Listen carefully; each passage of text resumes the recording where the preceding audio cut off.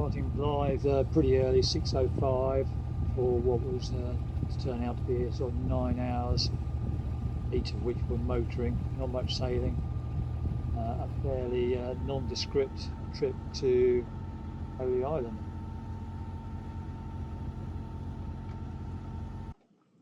Here are a few shots as I approach Holy Island and come into the bay.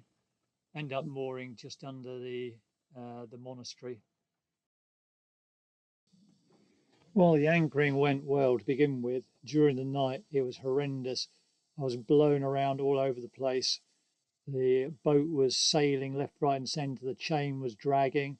It was incredibly noisy. Had a very poor night's sleep. The blue squiggle shows where the boat was moving during the night. After a very poor night's sleep and another 6 o'clock start, it was a fairly good sail with 20 knot plus winds. Monty did a good job steering the boat. I was very tired. After about 7.5 hours, finally came to the delightful, as it turns out, Eyemouth. And this little tower was the first thing I saw before motoring into the harbour. Very little motoring this time, just 50 minutes total, 20 minutes on the way out and 30 minutes to get into the harbour. After mooring up, I had about an hour and 45 minutes nap before going for a little wander in the afternoon into Eyemouth. It's a delightful little place. I really liked it. It's a shame I couldn't have stayed there longer. Tomorrow will be Arbroath. I've got to get a bit of a shifty on because there's lock gates at the other end. So you need to be there on time to get into the harbour.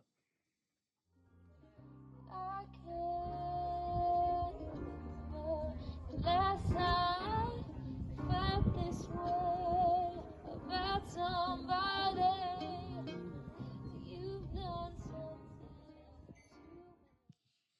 Apologies for the stock photograph used for exiting Eyemouth, but it was a very early start.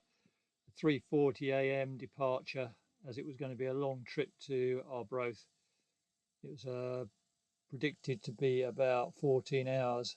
In the end, it was much better than that. I had good wind and a very good sail. It was just over 10.5 hours by the time I got there. I did actually see another dolphin this time. Unfortunately, I just heard the blowhole sound, looked round, saw the dolphin, but didn't have time to capture it on film, so no proof, I'm afraid. Even with quite a heel on the boat, I'll flip the camera around so you can see. I'm hoping the microphone will pick up the noise of the boat. There's quite a lot of noise going on the whole time. Here I can see the chart plotter which swings into the doorway, so I can see it when I'm up in the cockpit.